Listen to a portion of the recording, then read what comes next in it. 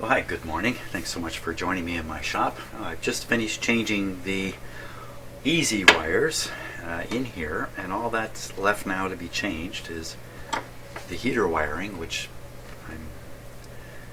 it looks pretty good to me the way it is, even though I will change it, but for now it's still in here, the original heater wiring. And 3 wires that pass through this aluminum panel. You can kind of see it a little bit there. 1, 2, and 3 down here.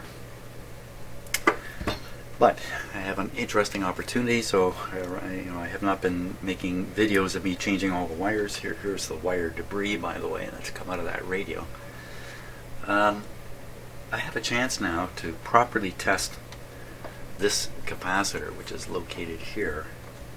I have this resistor I installed across it, and it's wired into circuitry, but I'm going to have to change out this wire back here anyway.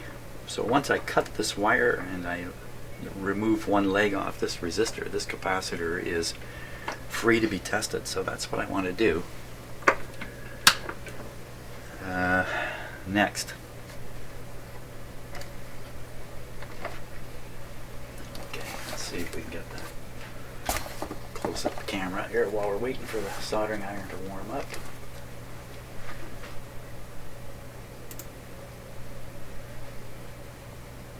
So there you can get a look at the capacitor. It has something written on it.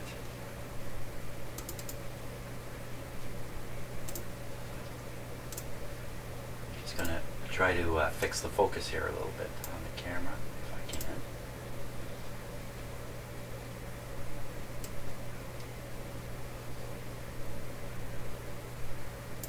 Okay. Now what this actually says is Dubilier or Dubilier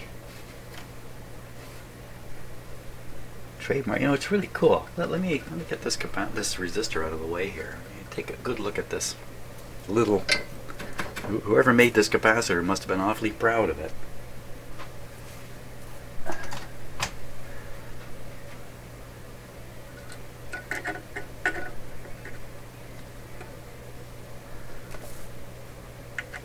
Hopefully I just tack this in.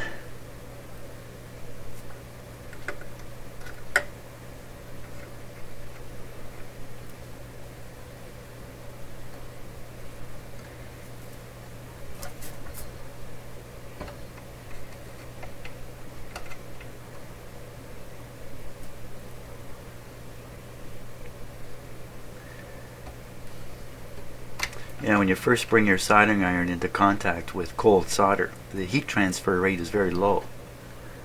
And so you heat up the terminal, raise the temperature of the solder you're trying to melt very, very slowly at first. Then when you get a little pool of solder at the end of your soldering iron, the heat transfer rate shoots up. And I'm just waiting for that to happen here.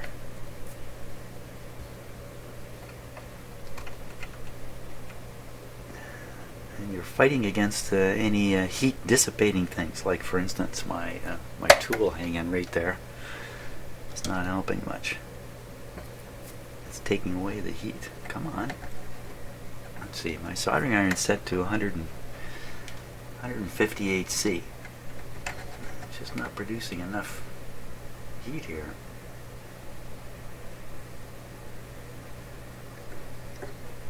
Meanwhile, the longer you have the soldering iron on, the further the heat flows wherever it's flowing to. Maybe it's going right into the chassis here. That's probably what's happening. There's a huge heat sink involved somewhere on the other side of this.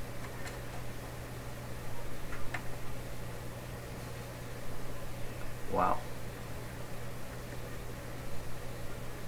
In fact, when I was doing the wires, I was having a very difficult time also. This just doesn't want to go.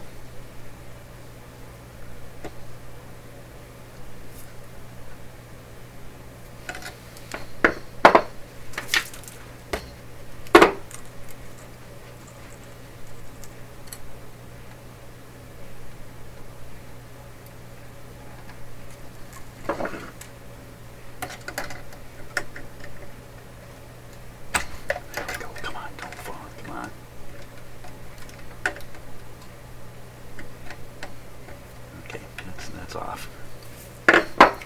mess.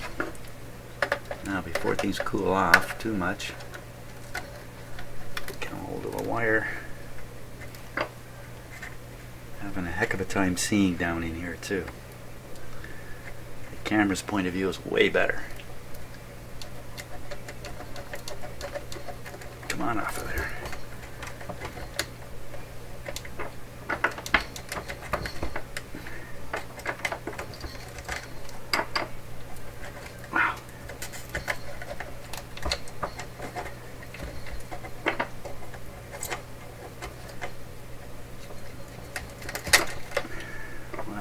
Mess.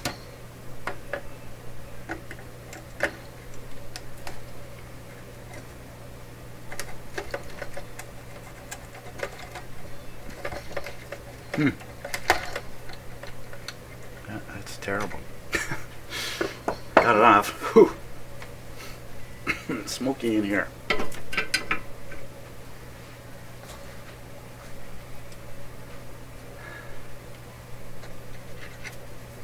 Let me just nip away a couple things here. I can always get another resistor.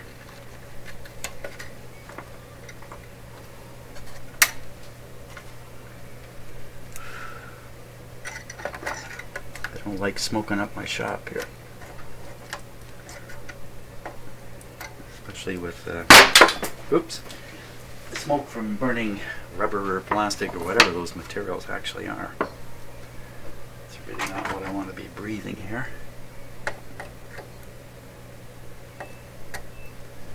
Sometimes if the situation's bad enough, I'll leave the shop for a while. Okay, so in the camera you can see very clearly that wire's going through a hole in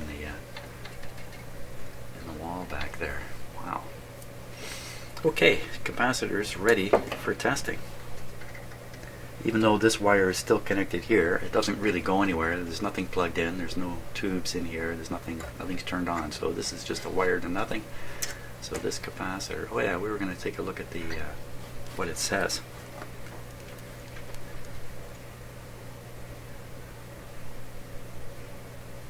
Okay, I'll get a little better.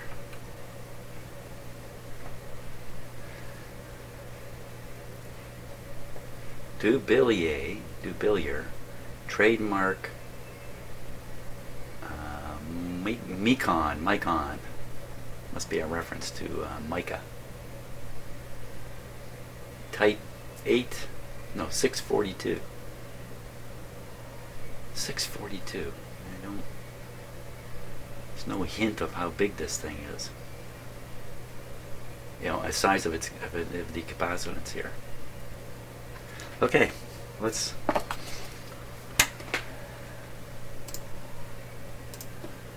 test it out. It's a small capacitor. That means to test it out, I can't use long leads over to my capacitor tester way over here. It's too far away. So I'm just going to use this guy here. See what he says.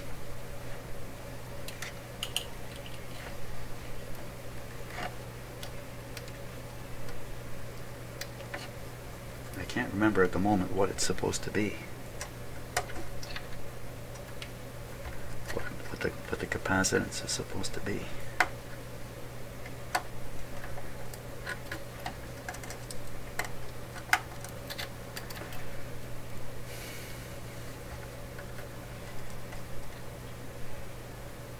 Okay, that's connected.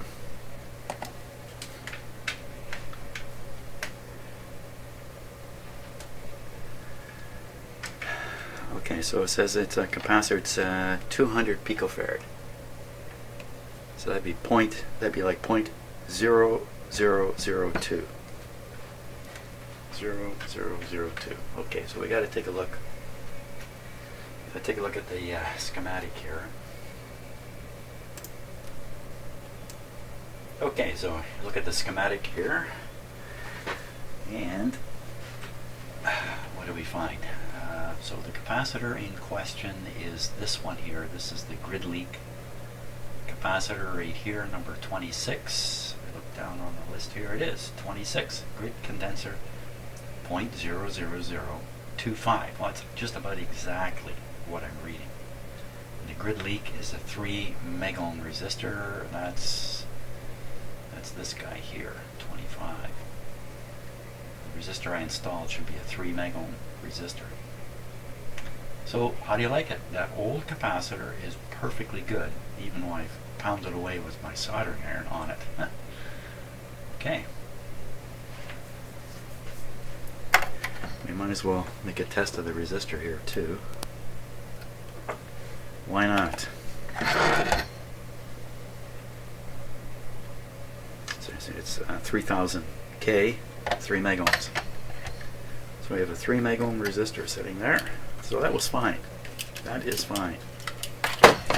So what I'll be able to do now is I'll start doing the wires through the wall here, which I haven't quite decided yet how I'm going to do this. Part of my idea was to, or one of my ideas was to re-sleeve the wire, leave the wire in place, sleeve it through the hole, and then maybe replace the wire in the exposed part of the cabinet here. That's kind of my thinking, but I don't know if I can get a sleeve onto it.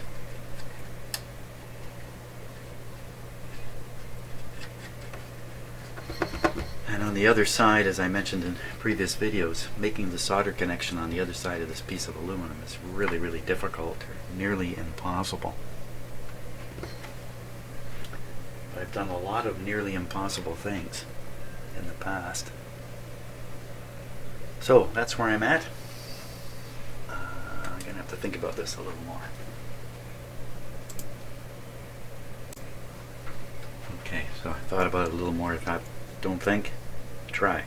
So here's a piece of wire. It's the same kind of wire. It's what I've been removing from the radio. So it's the same kind of wire as what's going through the wall here. Same diameter and everything.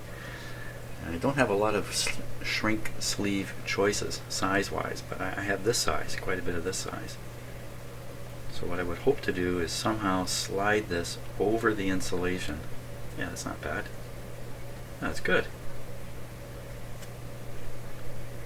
So I would want to slide this, like cut the wire. Here it is here. Maybe even break away all this insulation here. Slide this cover up over. Wow, in this case I could put the wire back on. If I were basically re-insulating the wire, I'd break off all this, slide this over. It should easily fit through the hole here if I've broken away some of the excess insulation.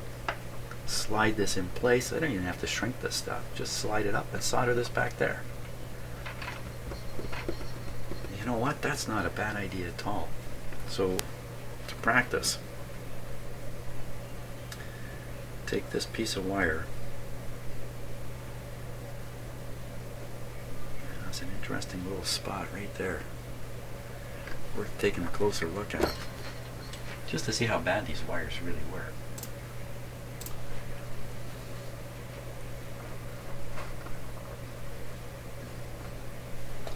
One second here, let me just tighten up the focus on this camera.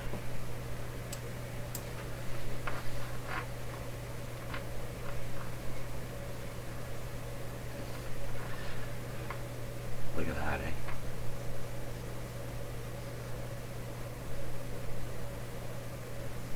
So you can see the outline of the conductor there, but I don't see any copper.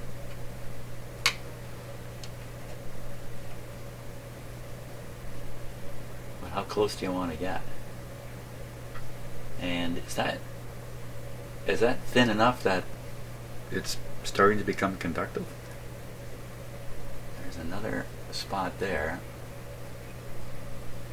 and then look at this flat area. That's simply from years of pressing lightly against the aluminum. Look at that. Wow, that's, you know, you almost think you can see some copper in there. Don't think so, though. I think, in fact, as ugly as this is, it probably wasn't shorting against anything. But it sure is interesting. Okay, so my scheme here is to break off all this insulation. Yeah, let's try it like bigger camera, bigger view. So pretending this wire is one of the ones sticking out, can I easily get all this insulation off?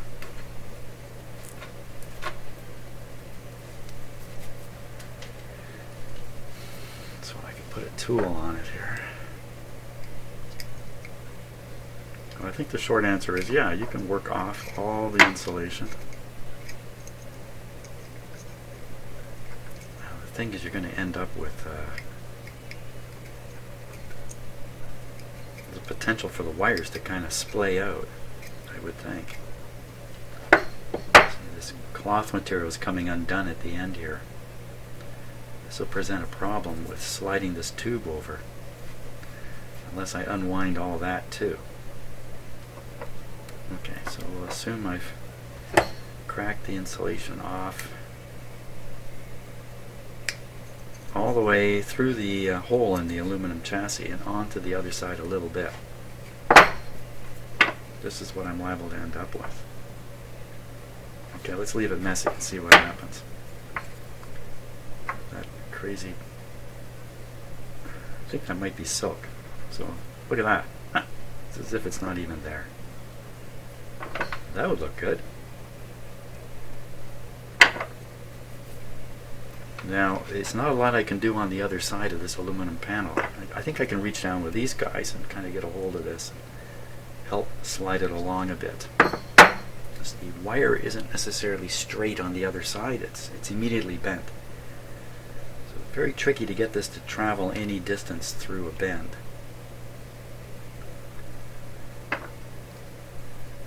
Wow, this stringy stuff, silk, cotton, whatever it is, not much strength to it.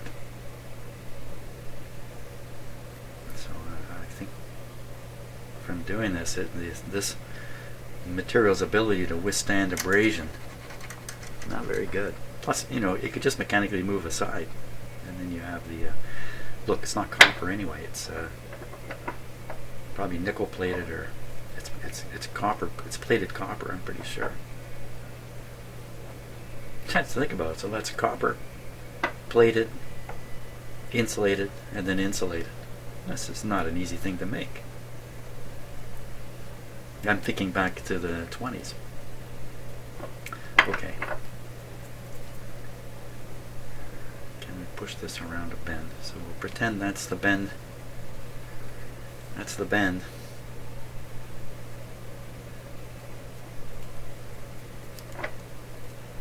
You're never going to get around that bend. So if that's happening right on the other side of the aluminum,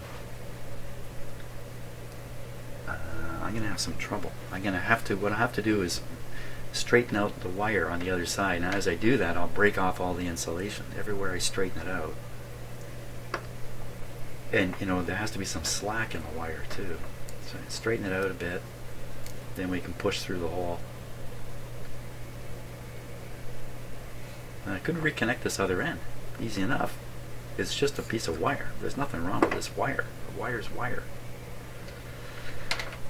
I think that's the way I gotta go. So we'll start with the easiest one. Looks like this one is right out in the open here. I've got to improve the lighting too because I can't see very well. That's a little better. So we'll look and see now about how sharply this wire's bent on the other side.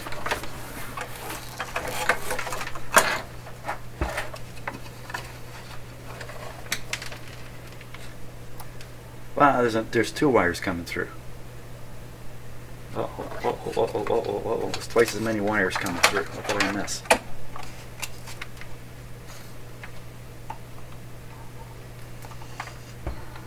It's this guy. This guy. And this one up here. Ooh, there's more wires than I thought. Well, it just means it's going to take longer and be more effort. It doesn't mean it's any more difficult. Some of these wires appear to have been taken off and resoldered, like this one here appears to have been taken off and resoldered. That's an unnerving sign. That suggest that somebody was hunting for faults in this coil.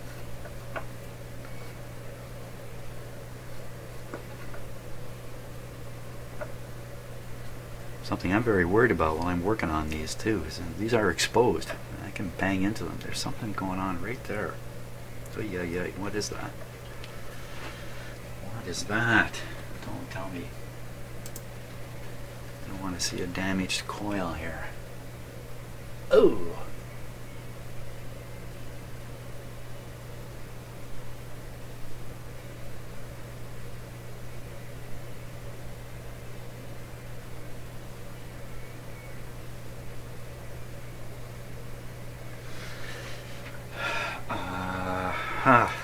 That doesn't look very good.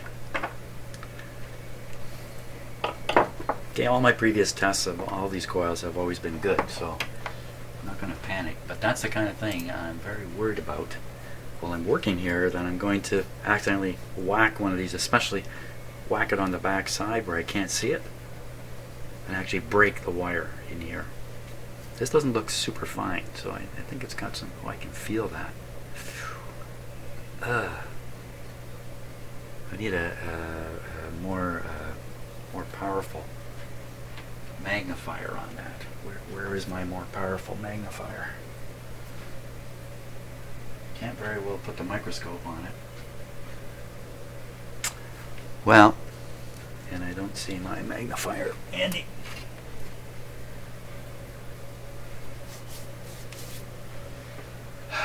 It's bugging me. I gotta take a closer look at that.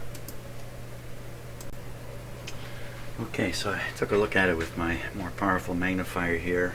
You know, when I put it through the camera, it doesn't seem to make any difference to the camera view. I'll look again through the camera itself. When I look with my eye through this magnifier, yikes, that little bump is very scary looking.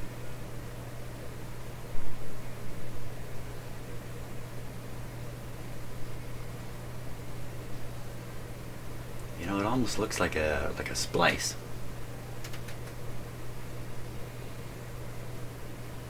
I don't know. We'll keep it in mind anyway. What about these other ones? Anything on the other ones? Anything like that?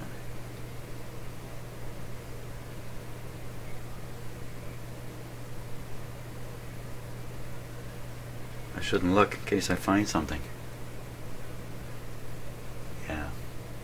Well, we'll just have to continue with the radio, and if it has trouble that seems like an open coil, and I've certainly got my suspicions as to where the open is on it. Let's just cross the fingers and hope that that's nothing. Yuck. Okay. Back to what I was going to try to do, which is do the renewal thing there. Let's see if we can put this here.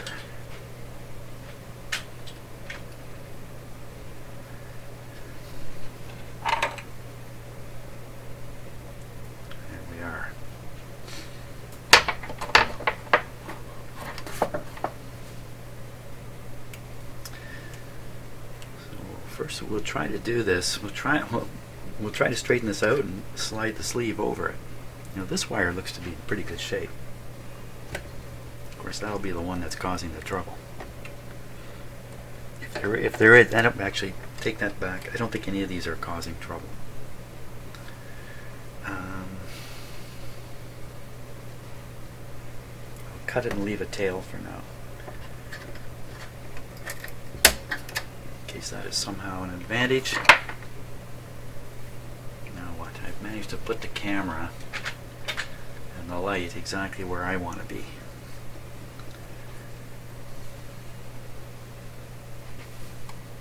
Okay, let's straighten this out. Okay. It's totally shot in the through the hole there. So it's crumbling just as I expected, but it's not as stiff as some of the other ones. I don't think this is going to work here, but let's give it a try. I think I got too much, too much to slide over here. Yeah, too much to slide over. So now we'll try the crack off the insulation deal. Of course, this one's not as well,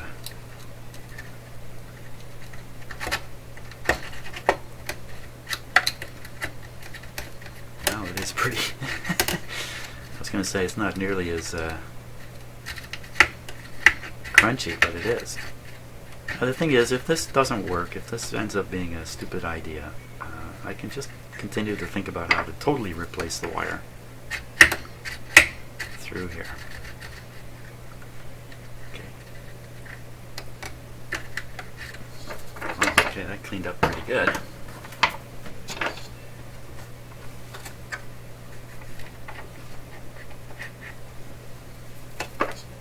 Okay. It's just about exactly the right length.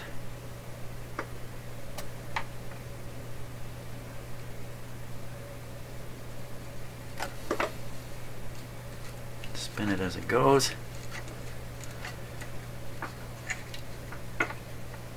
Okay, fit through the hole. Perfect. It's gone through the hole. I don't know if it's crawling up on the wire or if it's caught now on the other side. And the wire itself is right here.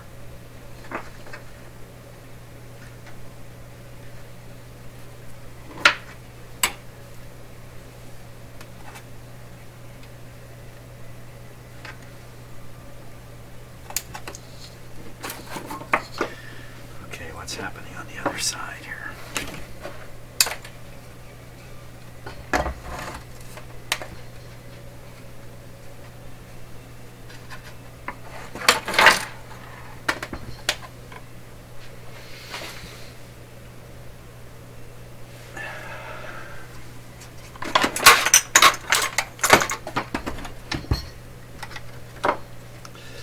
There it is.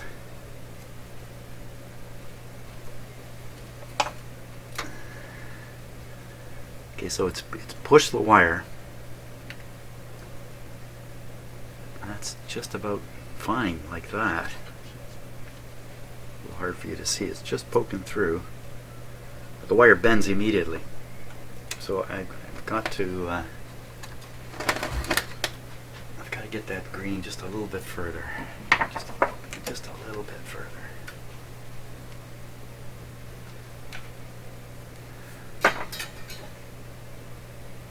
Get a hold of it, pull it up, so the whole wire's coming with it. I didn't really want that to happen. That's about it. That's about as good as it's going to get, right there. But I think this indicates I can do this successfully, because from here the wire's airborne. It doesn't really matter what condition the insulation's in, really.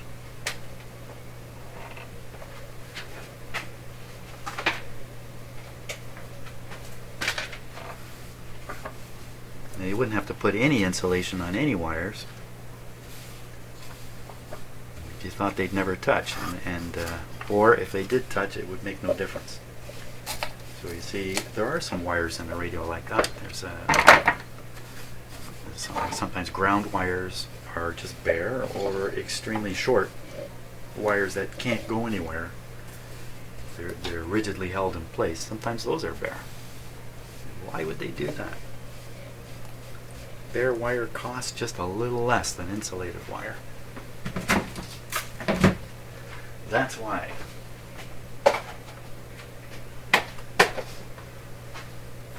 If you're going to make 50,000 radios, 50,000 1-inch pieces of wire is 50,000 inches of wire. So you're mass producing these kinds of things. I don't know how many of these radios they made. These ones, quite a few. A lot of these were made. Thousands. Tens of thousands, probably. Okay, so that's all good. That's good. Everything is good.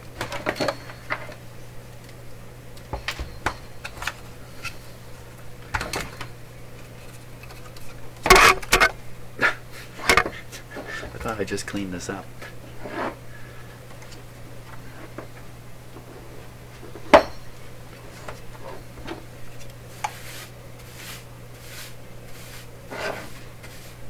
good to keep the bench clean in case something falls out of the radio. You can see it. Oh, with all this debris here, I would never see anything fell out. Not that I expect anything to fall out.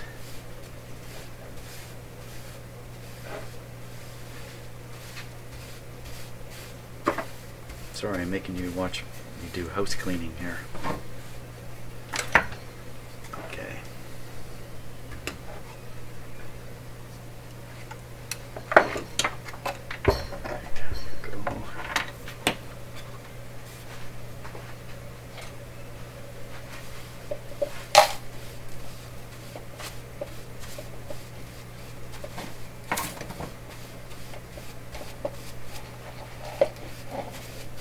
Good.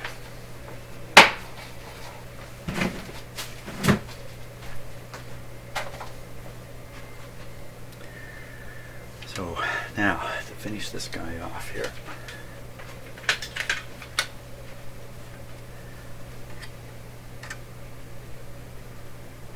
So I really want this to be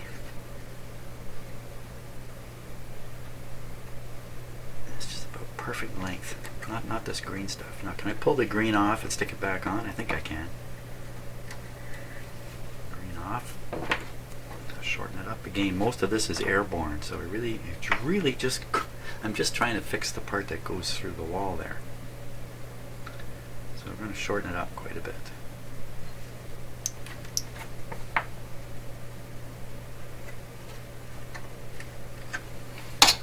Oops.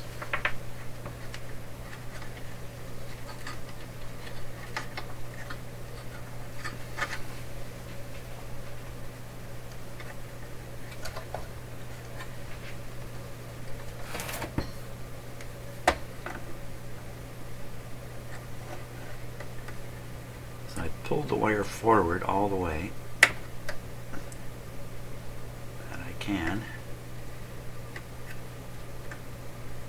Okay, push it back. That should be just about perfect there. Now, I left the string on here. It's in the way now.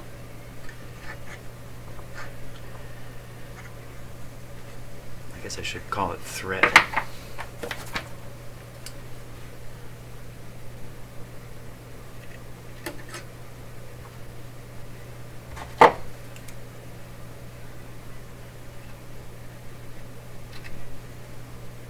So I think what I've found here is the best approach I can take with the least risk to the radio. And it removes the risk I was facing of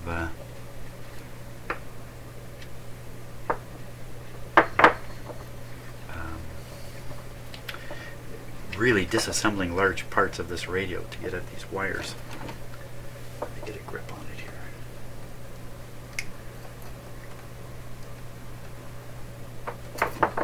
Oh, look at that. I thought it was a solid conductor.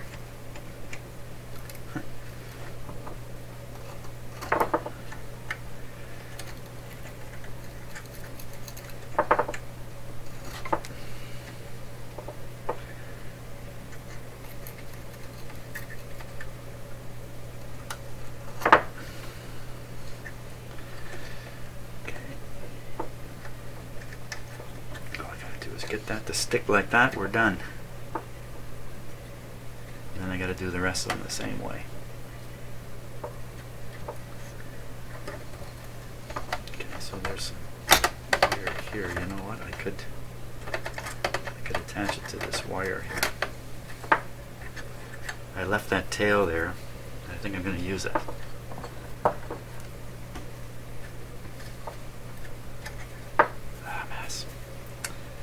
Now I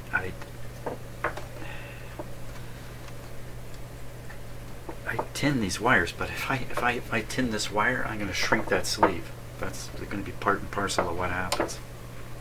I'm not sure I'm quite ready to do that.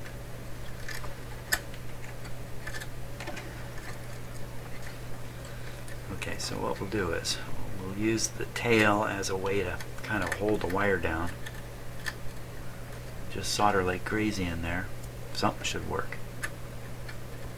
I haven't really cleaned up the tail wire, but there's enough stuff there. Something's going to grab now. I got to make sure this green thing is all the way up because it's going to shrink from the heat, which is perfect. That'll hold it in place on the wire.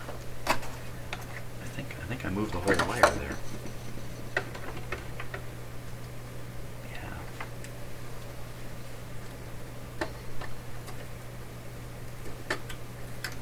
Okay, so let me take a look.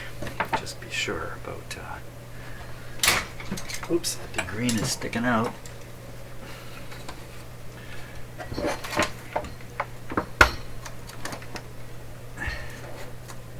Just a little wee bit. Okay, so we can push the whole wire a little bit forward here. Just a little more clearance. Okay.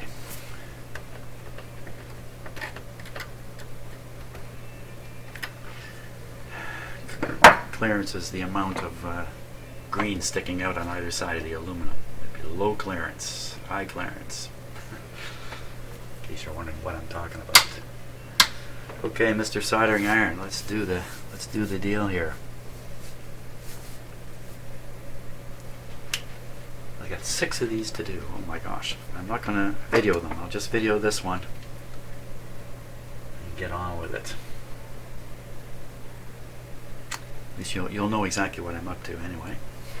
Now, like I said, as soon as I started working on this radio, or very early in the process of working on this radio, I saw this problem of these cracked wires going through there, and it has been on my mind since the start of this. But I've delayed doing the work as late as I possibly can because I'm a chicken. Let's put lots of solder in there. Okay, let's hope this will work.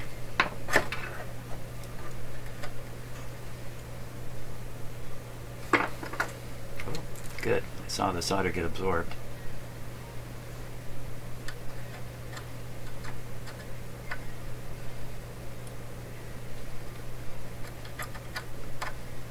Yeah, I think it's taking.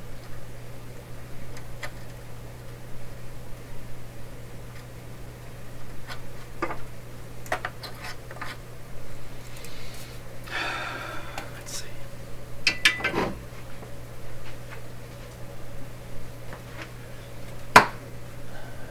At the risk of showing you some terrible soldering.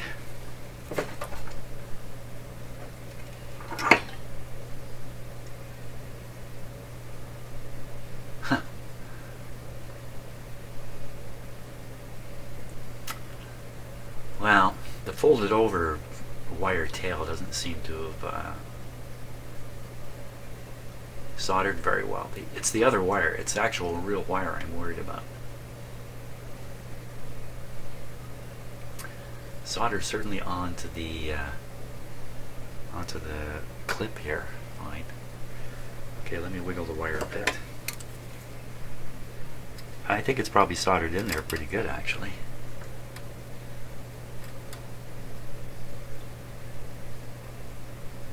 Put down the camera. The camera can't be shaking for this. Well, you can see part of the wire is soldered pretty good. Let's give it a little more solderation here.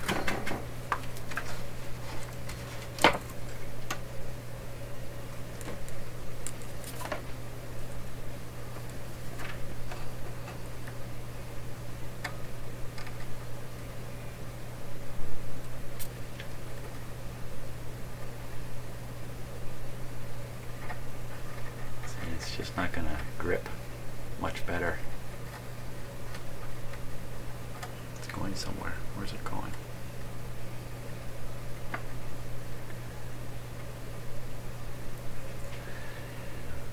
As ugly as that is, electrically, that's actually pretty good. Let it cool right off. You can see the shrink sleeve up in the background now has shrunk a little bit. So it's grabbing the wire at that point. It hasn't shrunk anywhere else. But that's good. Just grabbing right there is probably enough. Okay, double check on this connection. So I'm wiggling the main piece of wire and watching the ends. The ends aren't moving at all. So that's good. We got it. Ugly as it can be. Won't really matter.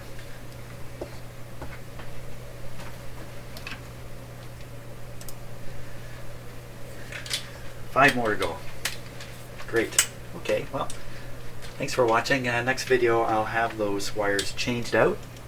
We'll be ready to test the radio again to see if anything has made any difference. I don't think so. We now know that the capacitor for, oh, I forgot the term, for biasing the detector tube is good.